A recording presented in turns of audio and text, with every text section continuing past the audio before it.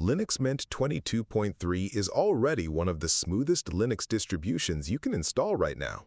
It's stable, lightweight, and honestly, it just works. But after using it for a while, I kept thinking about something.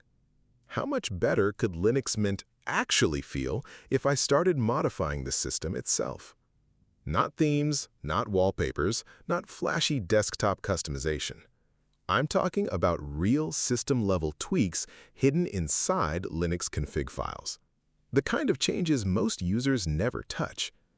So in this video, I modified Linux Mint 22.3 step by step to improve responsiveness, reduce unnecessary background activity, and make the entire desktop feel cleaner and faster. And surprisingly, some of these tweaks made a bigger difference than I expected. Before changing anything, I created a Timeshift snapshot first. Because once you start editing system files, backups become very important. One bad config edit can break things pretty quickly. The first thing I changed was Linux swappiness. By default, Linux can start using swap memory earlier than necessary, even when there's still available RAM. So I lowered the swappiness value to make the system prioritize physical memory longer before touching swap space. After rebooting, the difference was immediately noticeable.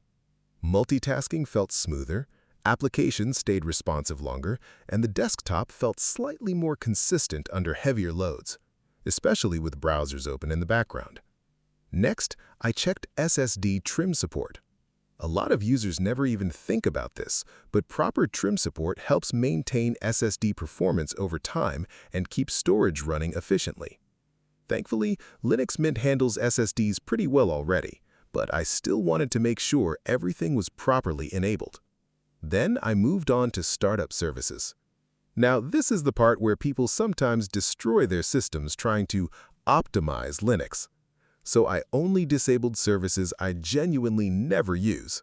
Things like Bluetooth services on systems without Bluetooth devices, or printer-related services on PCs that never connect to printers. Nothing extreme. But after rebooting, startup already felt cleaner and slightly lighter.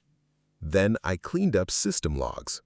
Linux constantly stores logs in the background for diagnostics and troubleshooting, which is useful, but over time those logs can become unnecessarily large. So I limited how much storage they were allowed to use. Not exactly a huge speed boost, but definitely a cleaner and more controlled setup overall. Now, the tweak that made the desktop feel dramatically faster was reducing cinnamon animations. This one was instantly noticeable. Windows opened quicker, menus responded faster, the desktop felt more immediate and lightweight. Technically, the system wasn't suddenly becoming super powerful, but visually and interactively, Linux Mint felt much more responsive. And honestly, perception matters a lot in daily use. After that, I cleaned up unnecessary packages, old dependencies, and leftover cache files. And this is something most Linux users should probably do more often. Over time, systems collect unused packages and background clutter without people realizing it. Once everything was cleaned up, the entire installation felt fresher and more polished. Finally, I reduced the GRUB boot timeout.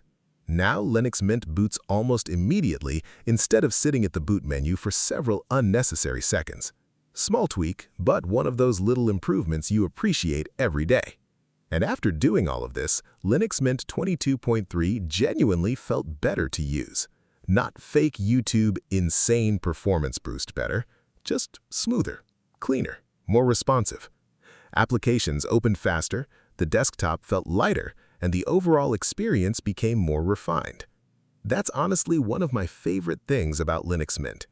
You can install it and leave everything completely stock, and it still works great. Or you can go deeper into the system, fine-tune things your way, and shape the experience exactly how you want it. That level of freedom still makes Linux feel refreshing compared to most modern operating systems. Anyway, if you want to try these tweaks yourself, I'll leave all the commands and config edits in the description below. And if you want a part 2 with even deeper Linux Mint 22.3 tweaks like ZRAM optimization, kernel tuning, advanced cinnamon tweaks, and memory optimizations, let me know. Thanks for watching.